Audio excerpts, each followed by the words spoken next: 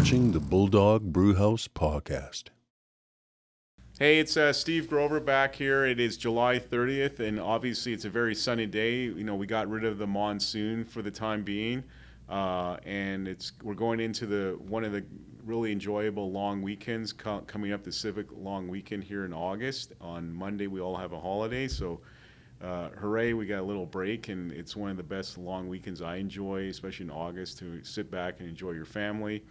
And we're back here with the Bulldog Brewhouse podcast, another episode, and I'm here with a good person, Andrew Kim. Correct, Andrew, right? Good person? I hope so. Well, I mean, you are the owner of Wow Bakery here in Calgary? Correct. I am the co-founder and CEO for Wow Holdings and Wow Bakery, which is one of the subsidiaries under the holding structure. And then, so you're living here in Calgary. I do reside in Calgary, and I know you have a nice family. I won't tell why we know that. But tell me a little background. Where are you from originally? Originally born in Korea, South Korea, city of Seoul. Yeah. Followed my family when they emigrated to Vancouver. Okay. Back in, I think, 93, 94. Yeah. So when I was about 7 or 8. Yeah. Grew up in Vancouver, did my undergrad at UBC. Yeah. Decided to pursue my legal career in Edmonton. Okay. That's my entry into the Alberta province. Okay. Post-graduation, and decided to come to Calgary to start the career. Okay. And despite back and forth, been now back in Calgary. Let's keep that. Okay. And so obviously at one time you had a career as a lawyer, correct? I did, yes. And so I'm a lawyer, you know that. We're here in my law firm, Grover Law Firm, McLeod Trail, and obviously we're in the boardroom. Great office. And, you know, thanks for agreeing to be a guest on my podcast, especially coming up the long weekend in August. I know people are not around right now. I mean, when I came to work today, Glenmore was dead. Yeah. Surprised me at 8:30, which is nice. So obviously, you know, you got a background, you know, you're born in Seoul, Korea. Mm-hmm. Great country. You come to Canada, and then you became a lawyer. And what was your choice to become a lawyer?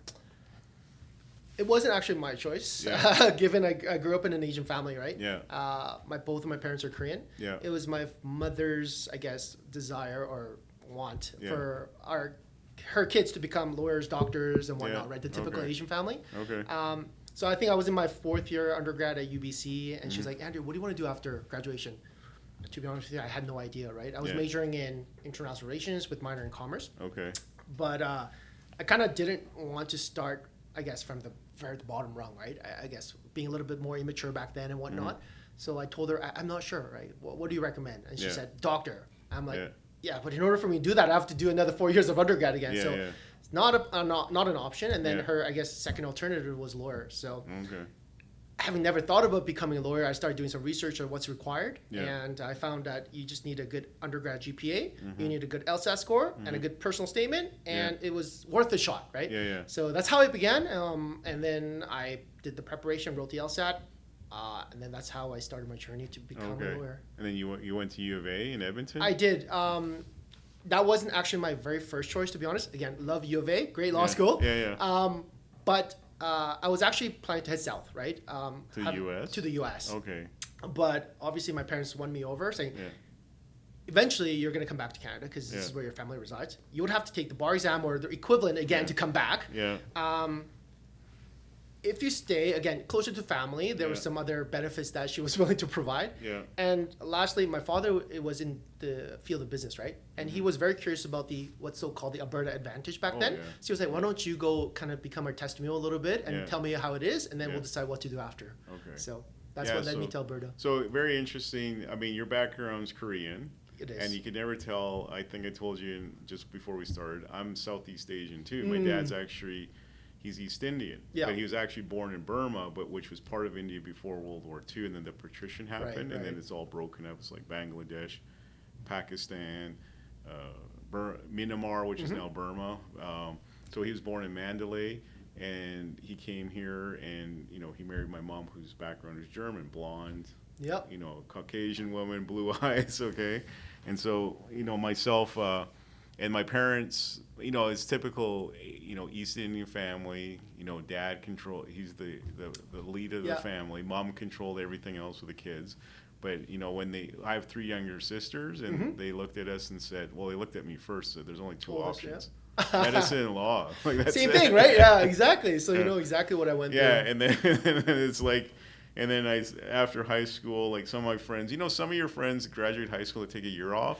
I want to find myself. Yeah. My dad said no.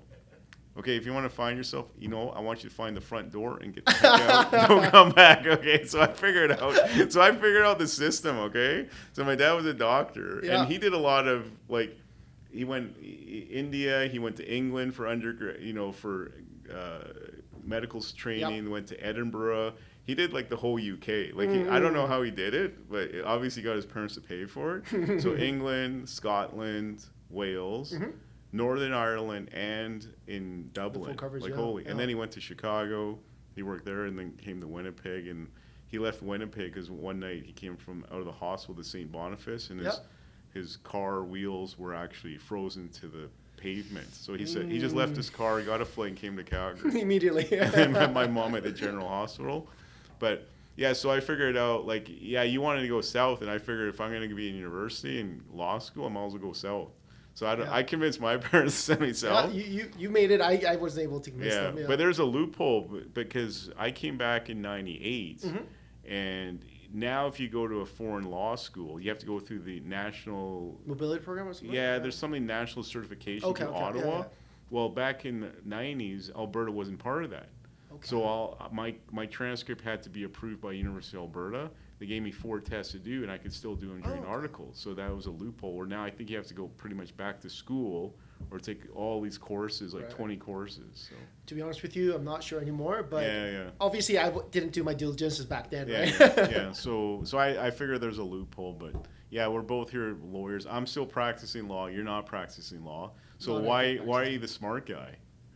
I wouldn't say I'm the smart guy. I guess I just have a little bit. Well, even to that extent, I think you yourself have a lot of entrepreneurial drive. Yeah. I do as well, I believe. I just took it a different angle, right? Yeah. Also, I'm the oldest out of 4 children. I have 3 siblings. Okay. I felt like. So almost the same. We could almost. Very similar. Very similar. Yeah. I guess as a lawyer, in the event that I become successful, I thought I could provide probably financial assistance to my siblings should they not be able to make it on their own. But I felt like if I own a business and a franchise and a larger scale operations, to the extent that they're able to pull their own weight, I thought I would be able to provide them a little bit more of assistance and whatnot and support. Yeah. Okay. So far, don't have to. They're all very well. They're all still back in Vancouver. Okay. But that was kind of my mindset when I first kind of journeyed off in this area because I lost my mother at a younger age. Sorry. And no, it's been a long time now. So Yeah. Okay. And so they went to U of A, and then you had to article. Where did you article? I articled at Borderland at Gervais. The BLG, the big national firm downtown, fancy ivory tower and all that stuff. And how was that? It was great. I think I spent about 3.5 years at Borderland at Gervais BLG before I decided to do something else. Yeah. Love the articling. I still keep in touch with my articling crew, right? They're now all partners, right? At BLG or elsewhere or now in-house. Yeah. I think I can summarize it in one statement. All the articling students or any other law school students, wherever in the world, I always tell them, do your articling in North America. Or sorry, just because I can't speak to the European side. Yeah. Coming from having worked in Korean law firms as well, I feel like at least the Canadian articling program and the career preparation and the experience you get is very comprehensive. It's very broad and it's very detailed. Yeah. Just if you, this is my personal opinion. I believe a first year, second year lawyer or associate in Canada compared to someone in say Korea, because that's the only where I've experienced. I feel like the level of competency are slightly different. Yeah. In I guess in a nutshell, Koreans, I think they work more like a conglomerate where they're kind of on a conveyor belt. They do this part and they become a very good experts at this portion. Exactly. You're the fry guy, and then you're the pickle guy. Right. You're the guy that gets the paper or the photocopier. Yeah. And you're the guy that types up the contract. Exactly. Yeah, okay. Where eventually that goes away and you become a full-blown lawyer, but I think just the way to get there is slightly longer than what you experience here in Canada. Okay, yeah. And I did articles here, and just the comparison between Canada and America. You graduate law school in May. You register for the bar exam. You take that. You study for 2 months, constantly. There's a company called Barbary. Yeah. And you pay them $3,000 or $5,000 US now or something.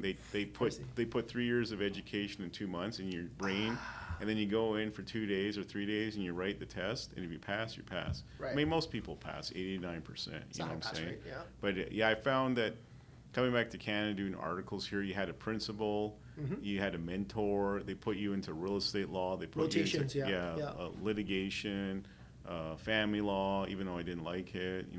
Personal injury, criminal law, going to criminal court. So I think you get a broader thing. I think it's a good idea to have like a apprenticeship almost, like the old British system. No, absolutely. I think that rotational program is amazing. Given that BLG was a business law firm, it didn't have criminal nor like family side, but I did take some part in tort, personal litigation, right? Okay. Injuries and whatnot. Yeah. Doing some insurance defense work. Yeah. How It was did you a lot like of fun. that? To one extent, I felt like, hey, after articling, you have to kind of, it's a bit of a love matching exercise, right? You put in your first 3 choices, and the departments put their first top 3 choices of the articling students. I was literally contemplating, should I go tort litigation or should I go more on the business like securities, corporate commercial, right?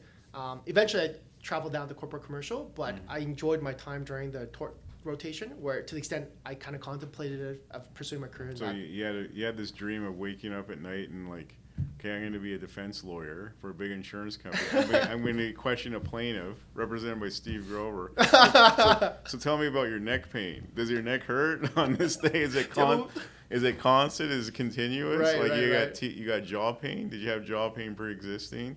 It is a little redundant, but I like personal injury because it is personal and it's interesting meeting new people. Right. I always find it very interesting to learn new cultures. Like I've traveled the world, but also just to meet a new person and see what their case is all about and representing them as a person. You know what I'm saying? Does that make sense? Every story is different, right? Every person is very unique. Yeah. Okay, so you do your time at BLG, and how did you get out? Like, how did you get because you're essentially, as a lawyer, you're shackled to your desk. What happened?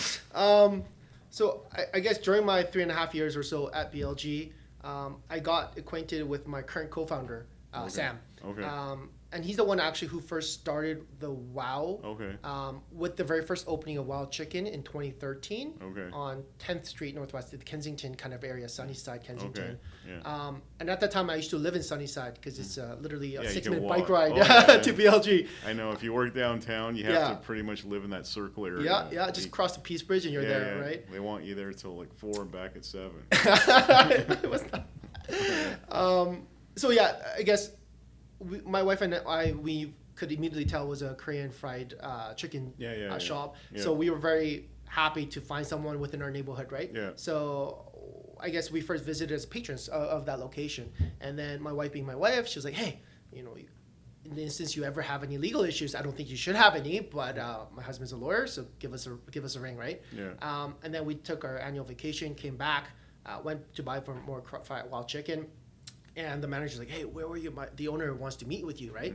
So that's how I got connected with Sam. Okay. And then at that time, coincidentally, he was running into some legal issues. But Canada, in Canada, there's always legal issues. I can't exactly remember what it was. Yeah. It might have been a lease issue. It might have been a co-tenant or whatever. Yeah. But long story short, I ended up providing him some legal services, Okay. which results came out sufficient enough or pleasing enough for Sam, where he continued to be my client for a couple months. So it wasn't that bad where you reported to Law Society and No. claim against you? To be honest with you, I still, monthly, those law notices, I still check every time. Is my name on that list, right? Yeah, if you're disbarred or suspended. But no, fortunately, not to date. Okay. And then literally just cutting his story a little bit short. Yeah. One day we're sitting at one of the boardrooms at BLG, and he was like, Andrew, I don't take you as someone who's going to retire as a lawyer. Well, what do you want to do? Yeah. To be honest with you, I never really thought about it back Yeah. then, right? I like coffee. I like bakeries. It was always a passion for my mother and myself whenever we're visiting, say, Italy or Korea, anywhere, to go like dessert cafes and shopping for some desserts, right? Yeah. So I told him like it would be amazing to have my own bakery franchise, right, or bakery cafe. He was like, would you like to do it with me under the WOW brand? Okay. I was like, sure, why not? Let's give it a shot. Yeah. So that's how we began. So back then, I think Sam only had maybe maximum 2-3 wild chicken locations. So then I gave him my green light. We started working together. We sourced the first location. I sourced the first head baker from Korea, hooked up the internet to our very first McLeod Trail location on Chinook Plaza. Yeah, over here. Yeah. Sourced the butter, found the flour. Yeah. Kind of set up the whole thing until its opening in 2016. Yeah. But then that whole preparation journey was so fun. It was a big adrenaline drive. Yeah. I felt like this is just so much more fun than luring, right? Yeah. Again, luring is a great job, Yeah. and I think in hindsight it might have been potentially a better career. But that experience just kind of took me on a whim, right? And the whole entrepreneur bug bit me pretty hard. So I thought, hey, I should go full time into building this wild bakery brand. But all I know how to do is lawyering, right? I have no business background whatsoever in terms of, do I know how to read a financial statement? Do I know a little bit of marketing, strategy, HR? Yeah. Hey, so I should get some education, right? So that's what kind of Okay. brought me to thinking, hey, why don't I go grab an MBA to Okay. kind of get the basic foundation Yeah. to really kind of jump into the wow. Yeah. And how I stopped BLG was initially at the onset, I worked full time at BLG, and in the evening times, I started studying for the GMAT, right? Yeah. But to be honest with you, I just didn't think I would be able to score high enough on the GMAT to go and be able to pick a school I want to go to. Yeah. So that kind of led me to make the decision of quitting BLG and then spending about 2 months studying full time for the GMAT and then obtaining my score and then going to the school of my choice. Okay, so that's good. So you just said, you know what, you closed that door, you went and studied for the GMAT, and obviously you got an MBA. I did, yes. Did you go to UFC or somewhere? Or? Initially, I was thinking New York or Columbia. Okay. Got dinged from Harvard after interviews. Yeah. But then I was contemplating between NYU and Columbia. And then one time over dinner with my father, I was like, hey, Dad, I don't know. I have this dilemma. Because the two schools are very different, right? You know, NYU doesn't have an official campus. They're all like Lower Manhattan, flags to come building. Oh, I know. Columbia, St. John's Ivy back League, then, yeah. And then my dad's like, stop wasting your time. And I'm like, I don't know what you mean. He's like, go to China, right? So China? Yeah, he said Okay. China. I was like, Okay. and then specifically he's like Shanghai. I was like, okay. Didn't think too much of it, but at that time I was like, hey, it would be great to learn Chinese. It'll be great to know the culture because whatever business or any kind of business I'm involved in Canada, you know, if I could understand and have like a Chinese follower, that'd be amazing, right? Oh, yeah. So took a big pivot. I went to Shanghai, did my global MBA in Shanghai.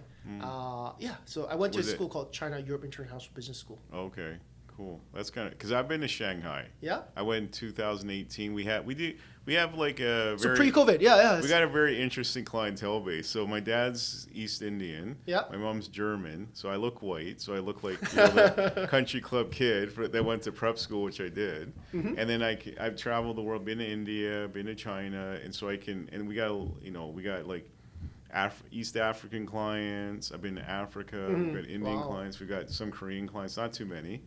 A lot of Chinese clients, but we have an interpreter that works with some of our Southeast Asian clients. So him and we went to Shanghai 2018 to go see the Formula One race.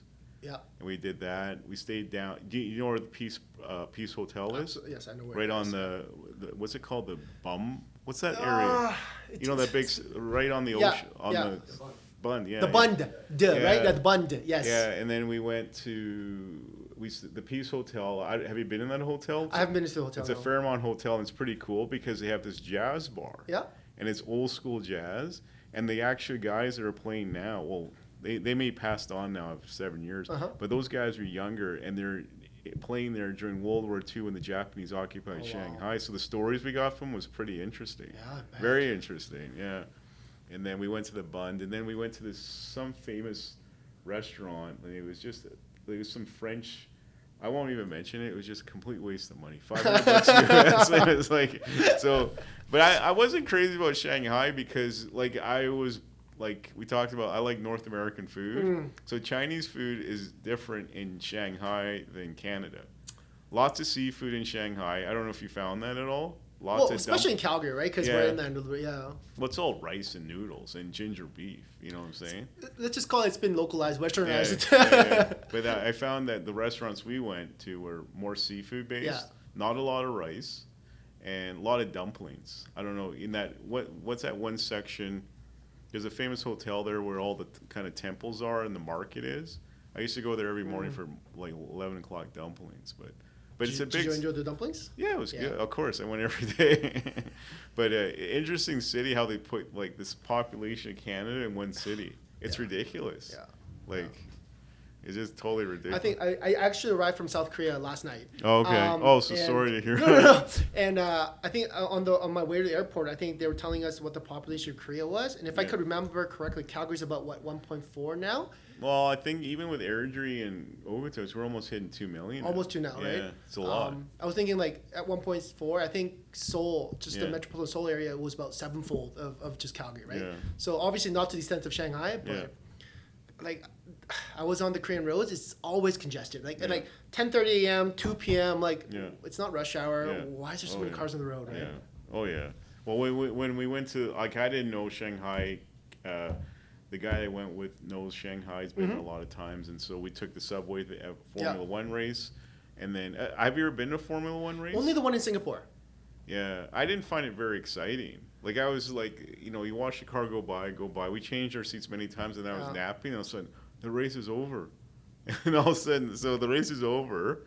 And they give the awards away. Yeah. And then it's also, all of a sudden you hear this like voiceover, the speakers like, you have to get out. Yeah. And we go out the stadium and there's Chinese military guys, like they're just lined up like soldiers. And here's the way to go. You're not going this way. You're out of there. Like, so they got rid of 200,000 people in like In a an very hour. orderly fashion. Yeah.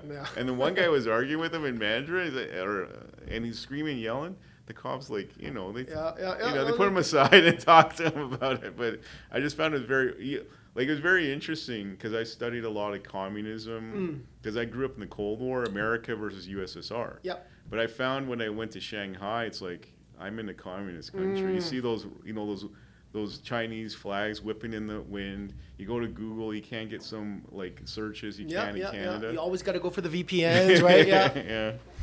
But it was very interesting. But I found it very kind of like, okay, we're in communist country, and I'm staying at the Peace Hotel, which is a very expensive hotel. Then I go down Nangchi Road, the main drag, and like there's Cartier. Oh, that's nice. Then there's Louis Vuitton. Then there's Dolce & Gabbana. Like, okay, this is not communist. You know what I'm saying? So. It's an interesting mix, right? Yeah. Yeah, very interesting. But lots of money. Like we saw a lot of Rolls Royces in the parks at coffee shops. And it is what it is. But it was an enjoyable time. It's just I always like to learn culture. So, but is there one other culture that you have yet to experience or you want to experience? Well, I haven't been to Antarctica yet. I don't know if I want to go there. But I've been to like all through Europe. I've been to Africa. I want to go to South Africa. I've never been because it's such a long haul to get down there. We've gone through South America. Okay. I found Colombia very interesting. Like, I don't know if you've seen this show Narcos on Netflix. It's about Pablo Escobar. The name kind of gives it away a bit. Yeah, but they when you go to Colombia, it's like when I watch the show, it's like this is exactly the feeling when I was in Colombia. Just if you watch the show, then you go to Colombia, like you feel you're back. Okay. Like they got the scenery right, the scene of the country and everything. It's not always usual, right? No, People, it was like I was having flashbacks. I'm back in Colombia riding my motorcycle with Pablo Escobar. But yeah, I find it interesting. But so then you make the jump to Wow Bakery. And no, actually, post MBA. Oh yeah, sorry. I called up Sam. To be honest with you, because I grew up in North America since I was 7 or 8. Yeah. Kind of fell in love with the whole Asian dynamics, right? The late nights, the great food, the people, the culture. Yeah. But I wasn't able to pick up the language as much as I wanted to. And Mandarin? that was a bit of Mandarin. Yeah, so it was a bit of a, I wouldn't say culture shock, but Well, maybe Nathan could be your tutor. you know. But having grown up in North America, to me, a typical MBA was like classes Monday to Thursday, Fridays networking kind of thing, right? Yeah. But in Shanghai, it was classes Monday to Saturday. And then I received the scholarship, but they would give me half upfront, and then I have to maintain a certain GPA in order to receive the other half, right? Yeah. So it was, I would say, a bit more academically demanding than I had anticipated. Yeah. So kind of when I first went on, I went a few months early before school started. So kind of went into the whole language program. My kind of Mandarin proficiency increased quite aggressive at the beginning, and then kind of plateaued, right, once academics kicked in. So couldn't speak business Mandarin enough to land I thought I wouldn't be very successful in landing a career in China at a level that I wanted to, right? Speaking only English. So I decided, hey, I can speak Korean. I want to stay in Asia, so why don't I head off to Korea? Okay. then I'm like, hey, should I apply for a conglomerate job, a startup, a mid-tier? And then one of my classmates who was much older than I was, he's like, Andrew, why don't you leverage your legal background and go to the best firm that you could, right? So that's why I went to Kim and Chang, which is one of the most preeminent firms in Korea. So I kind of continued my legal career in Korea as well. But then, at the end, I think my last term of MBA, I called up Sam. I'm like, Sam, now I got the education under my belt. I actually think I need some little more actual experience on the field, right? So kind of give him an excuse to stay abroad more. Then went to Korea, but then in long story, my return back to Calgary, I think took about 9 years. Wow. Yeah. Okay, wow. And then you eventually hooked up with Sam again? Yes, so post Kim and Chang, I had met a company called Yanolja during my MBA as a kind of in-school consulting project, right? Okay. They gave me an offer to come join them, which I turned down a couple times, but on the third attempt, I felt like if I turn down this one, it'll never come back to me again. But I think it was an opportunity of a lifetime because, to me at least at that time, I felt a career as a lawyer. I built up my career as a lawyer. Yes, I have an MBA under my belt, but no work experience. Yeah. Usually, lawyers, when they jump to a company, they usually go for an in-house lawyer role, counsel role, right? Yeah. Whereas Yanolja offered me a global strategy, business development, so it had no legal component to it technically. So I kind of took the jump, but it was a difficult jump to make because my paycheck got cut off in like 51%. But again, in hindsight, I think it was one of the best moves that I made in my life. Yeah. So went from Kim and Chang, went to Yanolja, did 1 year in corporate Seoul office, HQ, and then I was expatriated out to Malaysia for the last 5 years or so, having returned back to Calgary last April. Wow. So what's Malaysia like? Kuala Lumpur was amazing. Yeah, what's that tower like? You know the Twin Towers? Yeah, is it a plus 15 bridge? There is a bridge that connects the two. Yeah. To be honest with you, I haven't lived there for 5 years. I never actually went on top of the tower. There? Yeah. Oh, okay. Yeah. Cool. But you've been to Dubai, I think. So at Yanolja, fortunately, my area of coverage was everywhere in the world except for Korea, Japan, China, and Russia. So I did a fair amount of traveling with Yanolja during my time, where I was literally away from the home half the month, right? So Southeast Asia, Brazil, UAE, US. Unfortunately, it never kind of took me back to Canada. Yeah. I think the closest that I came back was Portland. Okay. Yeah, in Portland. I don't know if you want to go there now.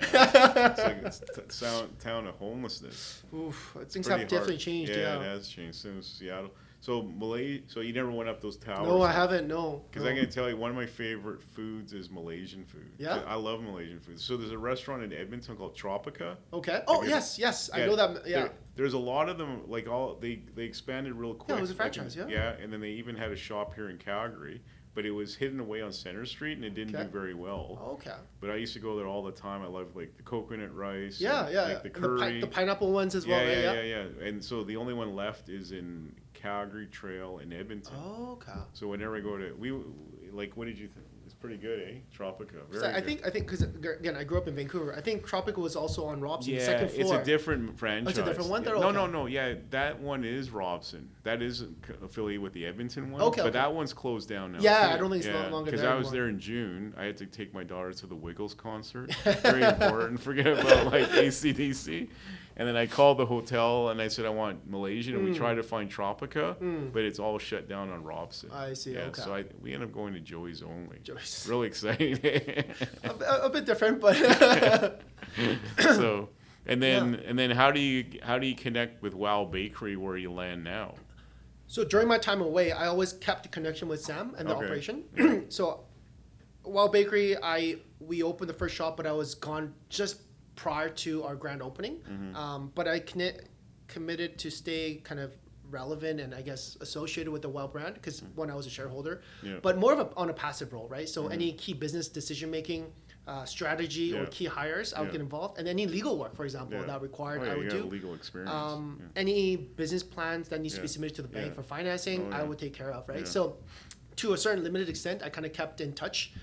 Did monthly kind of strategic calls with Sam, but that was kind of where it kind of ended, right? So I never looked into or dived into the operational day-to-day finances and whatnot, which I only started since I returned last year. Okay. So kind of one promise I made to Sam when I left was I will return. I didn't give him a date or a time when I would, but I kind of wanted to keep that promise.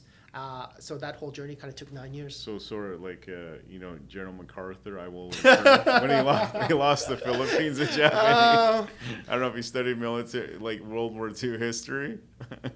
I didn't, but I know what you're talking about. So did they have a poster of you like General MacArthur? No. And Wow saying I shall return. But No? it was something that Sam always wanted me to ensure that I kind of uphold, and I didn't want to lose that trust or anything like that, right? Good. So So tell us about Wow Bakery. What's the basis of Wow? I mean, there's a lot of bakeries, like in Calgary, across the world. Okay, and Absolutely, my wife loves bakeries. I'm more of like an American kind of like Hershey's Kisses or Reese's Peanut Butter Cup. You're the exact type of clientele we need to win over. Okay, so what I've been to Wow Bakery. I've been to one in Chinook because I go to Chinook. That's my hangout. Yeah. I haven't been to one on McLeod. Okay. And you have a couple. Where's the other locations? We have one in Marda Loop. Okay. Where's that one located? It's on the 32nd. It's where all the constructions have been heavily happening. Is it near Master's Chocolate? To be honest with you, I'm not a big chocolate fan myself, Yeah. so I wouldn't be able to tell in that regard. Is it right on 33rd or is It's it on 32nd and 34th-ish. Is it near the Safeway? No, it's actually some walkable distance from the Safeway. Oh, okay. Yeah. Down the road a little bit. Yeah, down the road okay. a little bit down. And then where's your any other location? We have one in Royal Oak. Okay, in the northwest. Yes. Yeah. We That's have a one good in area. Cross Iron Mills. Yeah, way up. That's a busy area too. We have one in Cochrane. So sorry, I have to take a step back. So Wow Bakery have so we have locations that's a standalone Wow Bakery location. Yeah. Then we have another brand called Wow Eats, which is a Okay. full dining restaurant that Oh, serves wow. brunch, lunch, dinner. So where's that? It's in Cochrane, Red Deer, and Lethbridge. Oh, okay. But these Wow Eats locations encompasses a full-blown bakery inside. okay. So I would say Wow Bakery is also in these three kind of exterior cities outside of Calgary. Okay. Being again Red Deer, Cochrane, and Lethbridge. So your bakery is just focused on like baking goods, the cake, and all that stuff. I'll let you know. One Christmas we ordered the Avengers cake. Yeah. And I brought my friends over, and Yeah. I still have the The pieces, Yeah, I have it in my man cave. So they were coming to my house. It was in the bar. I've got the Hulk. Yeah. I got Iron Man. I've got Thor. Yeah. And who's the other guy? I'll check tonight. Sure. But Is it displayed on some of your shelvings? No. Well, it's on the counter. But Okay. I kept on seeing that cake. Yeah. And I had to buy Reminds that me. cake, so we bought like a nice cake for pumpkin pie for Christmas and apple, and then I went out on my way and bought that Avenger cake, Okay. so I could have those little figurines. So we should bring it back. Yeah, it was popular. Is there another? So what's the basis? You have a lot of Korean bakeries, like the specialty you have at Wow Bakery. So when I first began the Wow Bakery back in 2015, 2016, Yeah. I felt there was a void in the market for Okay. Korean Asian style baked goods, right? Yeah, we had yeah. obviously a lot of the North Americans, Well, some like German Tim ones and Hortons whatnot, right? and, Starbucks. They give you like Right. yeah. But for those who have tried our baked goods, I think the biggest compliments we get is that ours versus their counterparts here in North America, ours is less sweet, more airy, more lighter in terms of both texture and taste, right? Yeah. Okay. But when we first started, I basically kind of brought the old Korean bakery concept where we fought with versatility, a large lineup of products. Okay. That's how we began in 2016, and we were very, welcomed in the market to a certain extent, and we had a lot of people who really enjoyed the products. But obviously back then, less competition, right? Right, whatnot. Now we have more Korean bakeries in town. Oh, really? For sure. Some with large conglomerate backing. Oh, wow.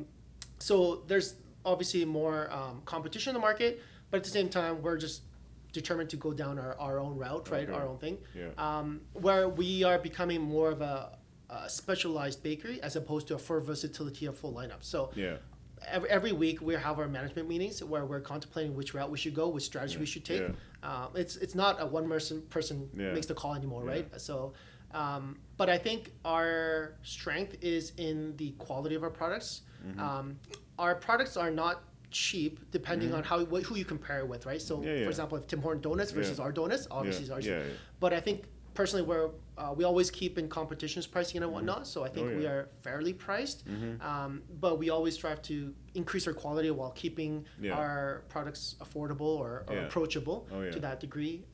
We are planning to working with a franchise expert now as we speak to set the franchise structure more robustly, bulletproof franchise agreements, disclosure, and whatnot, to start taking this extra provincially starting next year. Okay.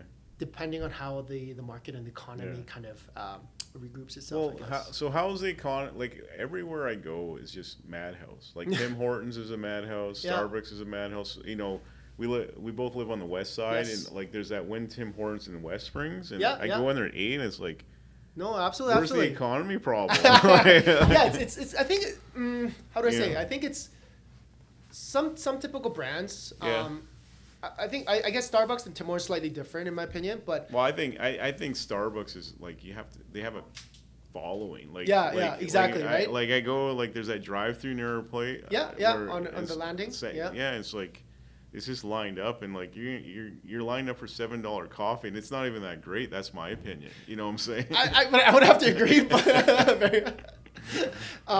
I think that's it, right? So Yeah. either it's whether it's the affordability or the pricing, the bang for the buck, or the brand and the follower and the loyalty that you have, right? I think what Wow Bakery is missing, what I'm trying to build myself, Yeah. is that branding, Yeah. right? Which is not the same as marketing per se. Yeah, yeah, So yeah. it's something that we're always contemplating. I'm not an expert myself. Yeah. So it's something that's always constantly on my mind. How do I instill the Wow Bakery in the minds of the public, associated with a certain level of quality, some pricing and whatnot. But long story short, I've set myself a milestone in the future where for any gifting needs, I want to be the top of the mind brand. So whether it's Christmas, whether it's Yeah. an anniversary, a birthday, yeah. whatever that life has to come at you and Yeah. celebrate your Yeah. moments. Yeah. So that's why I've changed our slogan to say celebrate life's moments with Wow. Well, you got my money. For the Avenger I gotta put the Avengers back on there right now. Or what's the new movie coming? Maybe the Thunderbolts one. Thunderbolt- I like that movie. I actually watched it. I missed it in the movie theater, but Shaw had it on Yeah, demand. yeah. It was very interesting for Hollywood to put a Marvel movie out. And 3 of the heroes, they're Russian. During the Russian-Ukrainian War, I found that very interesting. Like, how did Hollywood get away with that? You know, like Winter Soldier's Russian. Yeah, The yeah. girl was Russian, and that he looks like Captain America. I don't know if you saw Thunderbolts at all with your I kids. didn't, but I saw the parts of it. Yeah. So it's the- yeah, do a Thunderbolts. I guess if Hollywood gets away with Russian, As long as super. you tell me you're gonna buy 100 of them, then I'll do the Thunderbolt. And so where do you like? Is there any view of maybe doing coffee? Because I know the one at Chinook, it's all bakery goods. You go in, you know, and I always when I'm at Chinook and just before I go home, I go to Chinook to buy something, and I stop at Wow and I get that long baguette with the coconut and the butter in it, and I eat that, and I tell my wife I didn't eat anything before dinner. Oh. That's so. Where, do you see yourself moving into coffee a little bit or no? So aside from the Chinook Mall locations, all Yeah. our Wow bakeries sell coffee. Oh, okay. Just Yeah. because the sheer size of that Okay. location, it Yeah, was yeah. very difficult and for it's us very to put. tight. Exactly. It's right across from Evanita Right. Hairstylist. Yeah. So Yeah. we definitely do coffee. Yeah. But that's another Okay. thing that you pointed out very well was, do I want to strengthen our coffee or not, right? Like, for example, I think there's a nuanced difference between Yeah. Wow Bakery sells great coffee Mm-hmm. versus Wow Bakery also has great coffee. Yeah, yeah. Right? So what do you want to be known as? Obviously, as a bakery shop, correct? I think our foremost product should be our baked goods as Yeah. opposed to coffee. Okay. And I'm a very big coffee lover myself. Like I just bought a huge, well, I wouldn't say huge, a espresso machine for home not too long ago, and my wife was giving me shit for it. But Yeah. I'm a big coffee lover. Okay. I think there's very well done and established specialty coffee shops here in Calgary, especially given the whole population size. Is and there whatnot. is there a specialty coffee shop you like at all in Calgary, or no? Or is it hard for you to say? I'll kind of keep that So as a you- non-comment Okay. for now. You but can, you can tell me off the record when we stop filming, okay? Definitely. But we work with a B2B wholesale coffee company. I Okay. think that does very well. Okay. So there was a time where I contemplate, should we really strengthen our coffee shop? Should we bring our own brand? Should we be roasting our own beans? Or should we be collaborating with another up and coming Yeah, yeah. brand out Yeah. from East or whatnot, right? Yeah. But the conclusion that I've driven to date was I want to focus on the beverage and up the beverage game, but not necessarily to focus on the coffee. We're going to be focusing on the non-coffee beverages and offerings, Yeah. where we work with our current supplier to Yeah. further kind of enhance our coffee program, Okay. but not personally be involved in the coffee business. Okay. Can I ask you, how did you come up with the name Wow Bakery? Is it supposed to be, wow, this is the greatest bakery in the world? How did that come out? So despite the fact that I want to give you a fabulous story and how I thought about the name, it was actually Sam's, right? Okay. How did he come up with it? I think Sam used to be in the marketing field back in South Korea. Okay. And then one of his ex colleagues gave him the WOW name for the WOW chicken, right? So when he was preparing to open his first WOW chicken location, I guess he kind of asked his ex colleague, hey, what would be a good name? Can you think of a design and whatnot for us? And to this extent of the story that I know, the person came up with WOW because it could literally fit anything. WOW Bakery, WOW Chicken, WOW Why Meats. don't we? You got the WOW Bakery and the chicken. Yeah. Do you own the chicken or is that? So it's affiliated under the holding Okay. structure. Well, what about doing the WOW Law Firm? I'm serious. Can't compete with the Grover. Well, if you know, like they say, if you roll over, call Grover. Or if you get pulled over by the cops, you know when you blow. Yeah. If you blow over the limit, call Grover. Yeah. We could do a WOW Law Firm. Well, we can take it offline and see if there's an actual business case for it. But yeah, that really there's no shocking story or a very interesting story in the name. It's not like it was WOW, but Yeah. it was something that we wanted to be easy to remember for someone to recall. Yeah. And also, we wanted to wow people with our product, right? Oh, So yeah. when you Yeah. taste it, we want that compliment to come out. So can you wow us with some flavors? I don't know. Well, you tell me. What do you want, the So I donuts brought you or the- some samplers of Yeah. our products. Want to try the donuts Wanna first? try the donuts? Yeah, why don't you wow us first, okay? Well, it's not something I could do myself. Oh, wow. But Those so are, brought those you are big. 3 styles. Ours wow. are open face strawberry cloud cream, Yeah. our blueberry, and then Yeah. our vanilla cream. Oh, wow. Which one would you like to give it a try? I don't know. Which one do you recommend? Which one's that one? This one's our vanilla. This one's our blueberry. Yeah. And this one's our cloud cream, which is basically open face donut with fresh strawberries on top. Which one do you recommend? I like all of them, to be honest with you. Okay. We have 12 flavors, and they're all I'll pretty take varied. that one. Which one? I'll take that one. The blueberry? No, the vanilla? yeah, the one closest to me, yeah, sure. Okay. Wow. Nathan, would you like to try one? You want blueberry. Okay. Steve You're has decided a for you. blueberry kind of guy. And then you got strawberry, eh? Can we try it? Go ahead. Please. Tell me whether it's wow worthy or not. No, that's wow. That's better than. I won't mention any names. That's pretty good. Very yummy. Thank you. It's been popular, but Yeah. I think the big part of the homework that I still have for the entire WOW brand is to get more exposure. Yeah, right? yeah. So how do you see yourself doing social media, Facebook, like? So we've been actually quite limited in terms of our approach, right? We do Instagram, we do a little bit of Facebook, Yeah. but that's pretty much the end of what we do right now. Mm-hmm. And I was just before this weekend, I was speaking with your colleague here. The whole social space, social network space, including both for the company Yeah. and the brands, Yeah. and also for me personally, Yeah. is something that I kind of want to develop. Yeah. But to be honest with you, I don't know where to begin. Yeah. Yeah. Well, I don't know. I hooked up with Nathan over a year ago, and it's a new area where you have to go social media. It took me a while to get used to being on the camera. Yeah. And if you don't do it, someone else is going to do it. Right. And actually, I found when I do the podcast, when I do my videos, I actually become a better direct examiner in questioning or in court. Right, Does that right. make sense? Yeah, So absolutely. it actually yeah. helps you be more confident. I think you can't, that's where social media is going. I mean, you have to go on social media, Instagram, Facebook, Snapchat for the young TikTok kids, TikTok. Snapchat. Well, they got bad exposure. I don't know if a lot of American companies won't go on TikTok now. Right. United Airlines, they're not. Their X is there. I think you have to hit them all, like a shotgun approach, Yeah. and then see what happens. Yeah, which one kind of takes off? Yeah. Yeah. So it's very interesting. So social media, like when I watch TV, it's like Netflix. I don't really pay attention to ads anymore, really. I mean, even I have the Major League Baseball channel Yeah. at home for Shaw. Well, actually, when they're on commercial break, they fuzz it out and say commercial break. Oh, really? They don't even run ads. Oh. Yeah. So I think so. We do billboards. I don't think that's very helpful, really. I think there's still some merit to it, but I agree in large. Yeah. Probably. I think social media is your best avenue. The website. Can you order online from you guys? So right now we have the ordering process through our POS system. Yeah. That's tied to the specific locations that you want to order from. Okay, yeah, because that's big online. Like Yeah.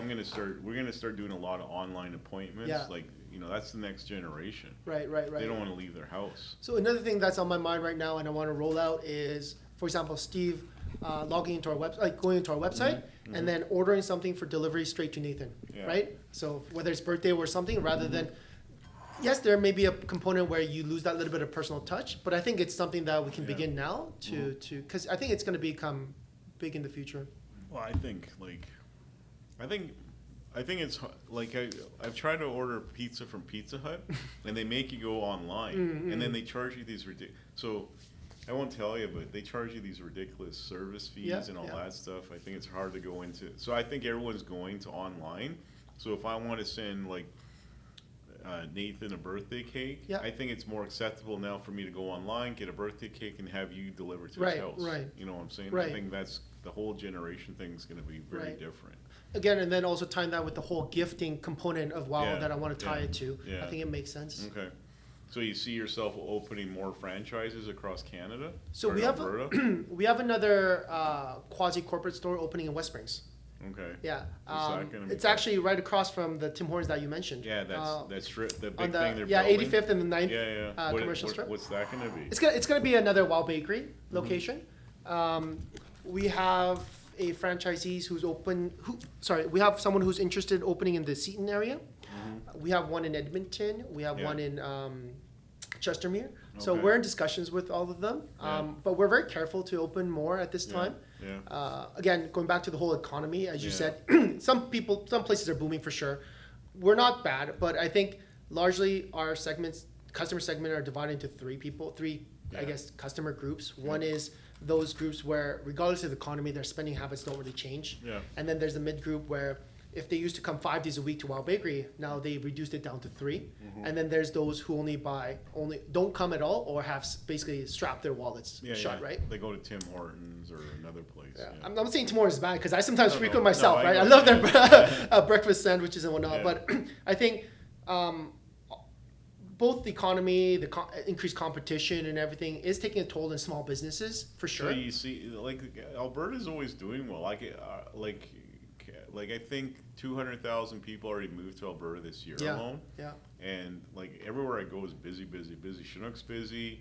Banff is crazy with tourists from America. Hotel rooms are like $1,000 a night now. Yeah. Like the Moose Hotel or somewhere decent. Every place I go is busy. I think there's a lot of more skip the dishes kind of people. You know what I'm saying? Yeah, But for sure. I don't. Do you think there is an economy problem in Canada or not in Alberta? I think in Canada for sure. Yeah. In Alberta, maybe to a lesser degree, Yeah. but what I can speak for, not just for a while, but in terms of the small businesses and mom and pop stores, Yeah. I think there definitely has been a decrease and a hit in terms of the total sales. Not just because people stopped coming, but I think there's been a smaller share of the wallet. People are spending less than they used to. Yeah.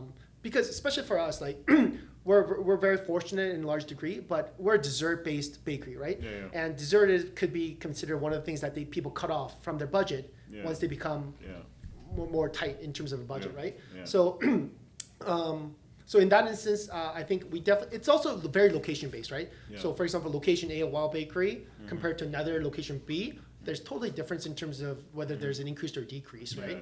Yeah. But I think, as you said, some places are busier than ever. Some places are the same, and but there's still, I think, there's a large component of the businesses where their sales have declined somewhat for sure, Okay. given the current state of things. Yeah, Okay. and it's also because with the whole, I guess, our neighbor down south and everything, uncertainty. There's always rising raw ingredient costs. Like chocolate prices are increasing like crazy. Coffee, right? I don't know. I think Trump's like. There's George Patton. I don't know if you remember the general from the U.S. Army in World War II. He said, leadership 50% is being a leader. The other 50% is being theatrical. Okay. I think Trump is he's a good leader. Like he knows how to make money. You got to give it to him. Oh, absolutely. And he's like Teflon Don. Like nothing sticks to him. The guy's a convicted felon in New York, and he's still president of the United States. You got to give it to him. But then, he has all this theater Yeah. and people buy it. Yeah. I know exactly, like, it's just a theatrical thing to do. And, he's always on CNN, he's always on Instagram. He knows how to create a social media hype. Absolutely. You know what I'm saying? Yeah, So, yeah. You got to give it to him for sure. Yeah, But yeah. just the aftermath or the consequences that he has caused, especially for many people, yeah. there's still a certain level of uncertainty, and people are, I think, being affected by that. Yeah. From a business standpoint, again, I think for any all business, I think cost of doing business is always on the increase, Yeah. right? Oh, yeah. Payroll is always on the increase, right? Yeah, taxes. I don't Exactly. know. I heard Daniel Smith wants to introduce a provincial flat tax. 8%. Did you hear about that? On income tax? I did read a snippet on What do you about think it, of that? 8%? That's all you have to pay? I don't want to think about it until it actually becomes official.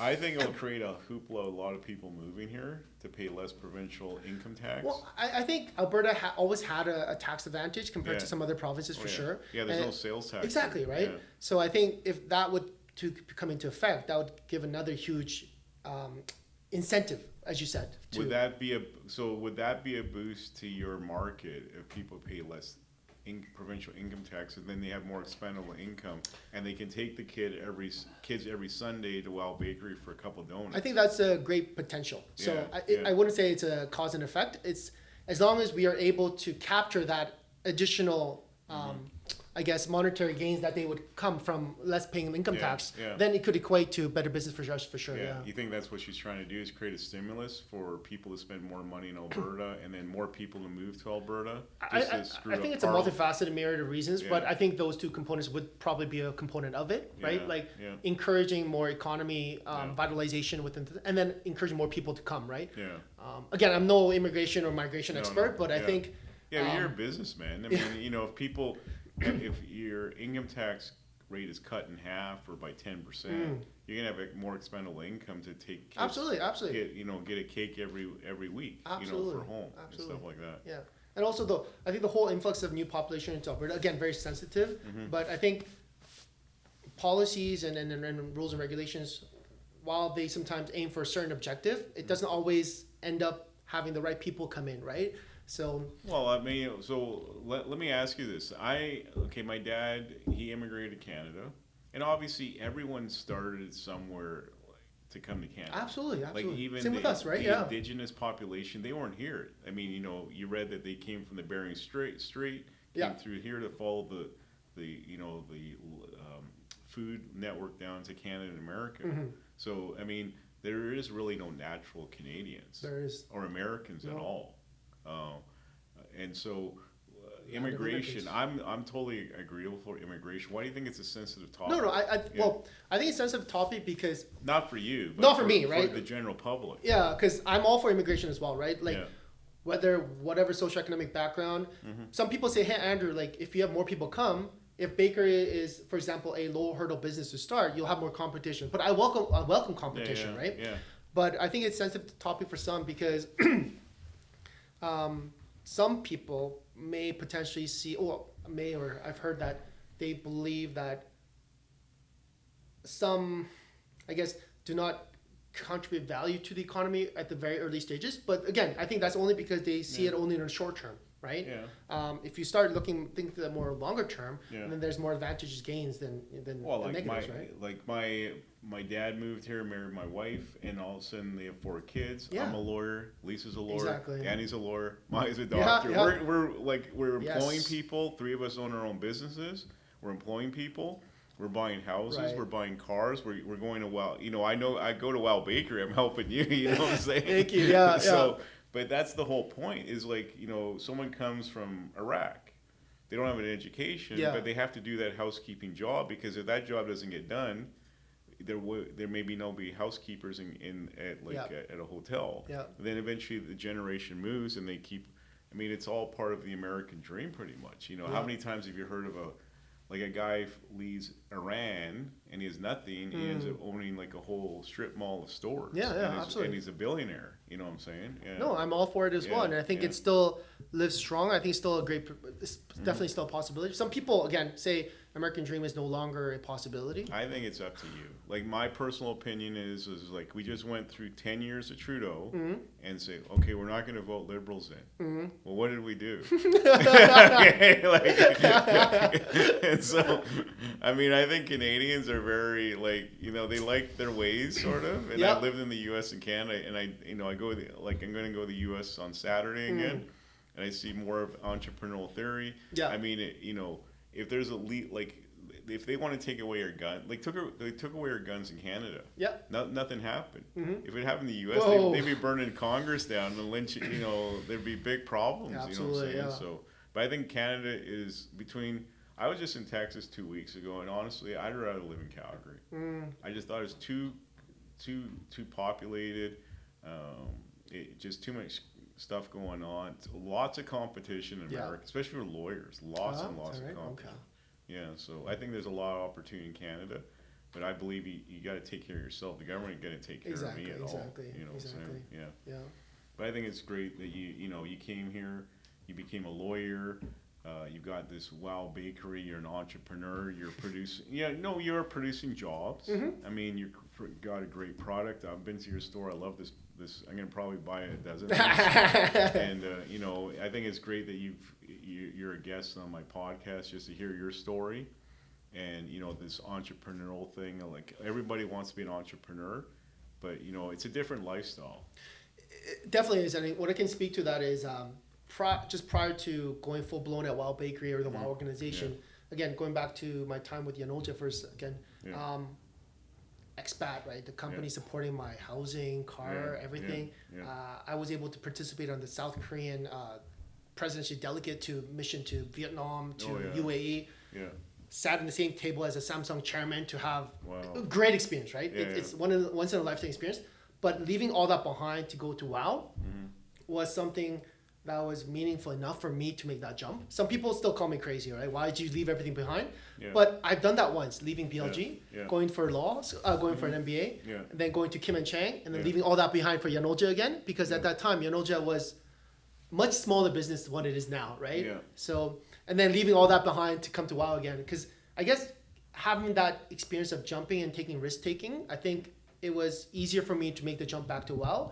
And it's something that I felt like if I want to build something, I need to understand 0 to 100, right? If it's my business. Whereas in the corporate world, yes, I have the expertise and whatnot, but sometimes I'm giving the responsibility, but not the authority, or vice versa, right? So, and I knew that, it's a great company, but I knew that I would never be able to be involved in the very top 3 or 4 individuals who basically run the shop, right? It's a great company, large company now, but if I'm grinding 14, 16 hours a day in that company, well compensated, well treated, but if I take that and put the same passion and effort into my business and grow it to half the size, the returns are much bigger, right?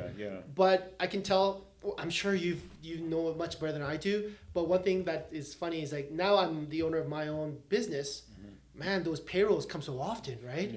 I didn't even think about it. I blocked it out of my head, like just make money, get clients. And then enjoy life. I mean, I think that's a great mindset, because like in the past I wasn't the recipient of receiving a paycheck. I'm like, perfect, but now I'm like, everyone wants money, right? Whether it's our vendors, whether it's our employees. So let me ask you, like I watch a lot of social media stuff, and like I used to be a big fan of UFC when it started. And I think it's Dana White. I don't watch UFC very much. But he's got his theory in entrepreneurship, and my dad had a theory in entrepreneurship. He was a doctor, but he owned clinics.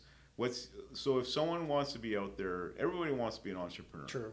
Okay, but so a young woman or guy out there right now, what is your advice of making that jump to be an entrepreneur? Like, why would you do it, and what is the sacrifice, and like what's your life advice on becoming an entrepreneur? Like you gave up going to BLG, which is a very good firm. You could have been partnered by now. Stuff like that. What's your biggest advice? Such a relevant but a very difficult question. I don't know if I'd be able to answer in a straight manner. But I think first, before you determine anything, Yeah. you have to be sure what kind of lifestyle you want to strive for, right? Yeah. So for me, I knew early on that I didn't want to be tied to the four corners of the office. Yeah. I want to be able to work in Bahamas or Florida, for example, Yeah. with my laptop Yeah. and cell phone. Yeah. Luckily, my Yanoja, so as a lawyer in a corporate world, that's pretty much not possible, in my opinion. Yeah, you're in the office. Exactly, Yeah, right? with your secretary, Yeah, your yeah, assistant yeah. out your door. Right, right. In the small office. Right, yeah, right. So yeah. then my jump to Yanoja allowed me to travel the world, but still Yeah. being online. So Yeah. nowadays you can work anywhere in the world as long as you Yeah. Zoom, Google, right, Yeah. Meets and whatnot. Yeah. And then my own job, I kind of brought that over, and now I'm able to live that lifestyle. But obviously, there comes at a cost, right? Yeah, yeah. So, I think people who needs to go to the entrepreneur world are those individuals where if they're in the corporate world right now, they're always challenging the way things are being done, the way they are. Yeah. They always want more authority or role or Yeah. decision-making authority. Yeah. And I think they should stick to their corporate world as long as they can. Again, Yeah. I could be wrong, but Yeah. I felt like the more they stay, at least 3 or more years, they really learn the inside and Oh, out. yeah, yeah. And then once they reach a point where they start becoming in disagreement with the leadership. Yeah. So that's when I left Yanoja, is because I felt like the leadership, the way they have their own valid reasons and whatnot, but it came to a point where I felt different and I felt otherwise. Yeah. And unfortunately, I don't hold the steering guide, Yeah, right? yeah, So I think at that point, I think people are prone to kind of risk and to Yeah. do that on their Yeah. own. But again, it comes with the whole Yeah. basket of responsibilities. So one thing is, even at Yanoja, I felt like I had all the accountability and responsibility, but not the authority at certain points. I want to be able to make all the shots. Now that I'm able to make all the shots, the funny thing is, I don't want to make all the shots. Like, there's just literally like 100 decision-making points that you have to make, right? But isn't it exciting to control your own destiny? Like, rather than, like what marketing, like what's the next step that Wow Bakery is going to do? Absolutely. So And you can control that. Yes. And if it works out, okay, great. Or if it doesn't work out, then we just relook at it. You have to have, I think as an entrepreneur in life, you have more failures than successes, but make sure Absolutely. your successes are more like yeah, in return, bigger Right. return than your failures. And I Right, think right, you right. learn more from failure than success. absolutely. I totally agree with you Yeah. on that. The only caveat there would be you have to ensure you don't make the same mistakes or the Well, same you learn failures, from right? your Exactly. mistake. I think that's a bit of a cliche because I don't Yeah. think everyone learns from their mistakes, Well, I'm right? going to tell you, I went to law school, and my tour professor, Yeah. he says, like, this is like first semester, and I remember his face, and I remember this saying for the rest of my life. I was only 25. Yeah. He says, you can make mistakes in life, but learn from your mistakes and get better. If you don't learn from your mistake, then you're a moron pretty much. But that stood in my head forever. Like we all make mistakes. Yeah. Like, I cook the bacon too crispy Yeah, or something yeah, like yeah. that, or I feed the dog like the wrong food, Right, or, right. or I made a mistake hiring, But you those learn mistakes from, are but you learn from your mistakes. That's part of life. true. Yeah. True. And I think it's also being an entrepreneur. It's a there's no work-life balance. No, there is no. But you such got to enjoy it. Like for me, it's enjoyable coming to the office. It's enjoyable having this podcast with you. I'm learning a lot from you, and this is marketing for my firm and marketing for Wow. You guys can use it on social media, and you just got to be interested. And when that magic's gone, I think it's time to get out. Wouldn't you agree with that? Yeah. I think so. Yeah. Yeah. Okay. I think- Cool. Just going back to the point about you back in your law school, one thing that I remember, really the only phrase that I would kind of take away from my MBA was better done than perfect, right? Yeah, yeah. Because I think people get bogged down to getting all the nitty-gritty Yeah. details down. Oh, yeah. But I think in life there's a point of no return, right? If you've done Yeah. enough due diligence, Yeah. just make the call, right? Make the shot, There's try, no- and if yeah. it goes sour, Yeah. pivot, Yeah. try again. I think people are too scared they're too scared to make the wrong mistake, Yeah. and they're too scared Right, of failure. right. But another saying that stood in my head, so my properties professor. It's all come from your professors, yeah. So this lady stood up and says, this may be a stupid question. This is first year, I think it was the first 2 weeks Property of law? school. Property law, property one. She puts up her hand, this may be a stupid question.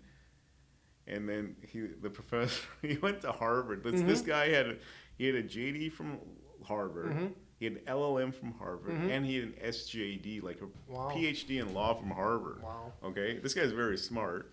He looks at her and says, "There's no stupid questions. There's only stupid people." And you know what? I feel sorry for her because the next day she dropped out of law school. Oh, really? Yeah, boom, she's gone. Wow. But that's just law school. It is Socratic. We had the Socratic method. Yeah, yeah. I mean, they want to make you tough. You know what I'm saying? Yeah. That was definitely one of the things that worried me the most when I was getting into the Socratic method. Yeah. Okay. Now we talked enough about bakery and work. I like sports. Are you a basketball fan? Or what's your I used to be involved in a lot of sports during my youth, but nowadays I play leisure, right? I play basketball, I play golf. Okay. What's your favorite sport? To be honest with you, I would have to, in terms of playing. Well, yeah, if your kids came to you and say, "Dad," because you know how in my family, my dad said, "Okay, try all the sports. Now you decide which one to play." Yeah. And that's it. So if your kids came to you and say, "Dad, there's only one sport you can play." Only one? Yeah, that's it. They're the boss. You know, your wife and your kids are the boss of the family, anyways. Ooh, one's difficult. We got to pick one. To be honest with you, I would have to say my favorite sport in terms of playing was volleyball. Okay. Yeah. Okay. Because basketball, it's a team sport, but if one or two people are great at it, you're whereas good. Volleyball, you need all 6 people to be in sync, right? Yeah. So, okay. Do you watch volleyball at all? I don't watch. I play. I still play a little bit extracurricular. And what about basketball? You watch basketball? I do watch basketball just because my eldest watches basketball, but just not to the same level that I used to be engaged or watching. Do you have a favorite team or no? My days are back to Vancouver Grizzlies time, right? That's old school. Big country. Remember yeah. My Bibby, was it my Bibby, right? Yeah. Okay. But yeah, we were just down in Los Angeles last September or so, or winter, to catch a Lakers game. Okay, cool. My son was telling me, LeBron can retire anytime. We got to go watch his game, right? So it was a great time. Yeah. But man, he's a big guy, isn't he? LeBron. He's pretty wide, isn't he? He is pretty big, broad shoulders, 6'8", muscle. Yeah. Okay. Yeah. I think if I had to play one sport, even though I'm short, I still like basketball. I shoot in the hoops. We have a game later tonight if you want to join us. You'll probably be in my face. Boom. All right. Well, thank you so much, Andrew. I know you just came back from Korea. You're probably jet lagged, so I didn't know that. So I'll let you go, and I think you got a basketball game or something. I do it, yeah. Okay, I'll let you go. But thank you so much for being on the podcast. You're a great person, very interesting person. You got a very interesting life. Born in Korea, come to Canada, become a lawyer, and then you're an entrepreneur, and you got a great shop, the Wow Donut Shop, Wow Bakery, Wow Eats too. And I learned everything. So thank you so much for being on the podcast. I appreciate your time. Thank you very much. And we've got a little gift basket from you from Grover Law Firm. Thank you so much for having me. It was great enjoyment for sure. I think these kind of conversations we can go all night, right? Exactly. In terms of Yeah, but I gotta let you go. And enjoy your basketball game tonight. Thank you. And then we'll always see each other. But if anyone wants some great bakery goods, I highly recommend Wow Bakery. And check them out at Chinook Center, McLeod Trail, Royal Oak. Across our mills. Okay, soon you'll be bigger than Starbucks. Eh? But good quality food. Okay. Thank you so much. And I can recommend the Avenger cake. It was awesome. Okay, so everyone. Have a great rest of the summer. Enjoy the long weekend. Stay safe. Ride hard and ride safe if you're out riding. Absolutely. And if you're driving out this long weekend, take a little extra time just to be safe on the road. And we'll all see you next month in August. And take care. Bye-bye.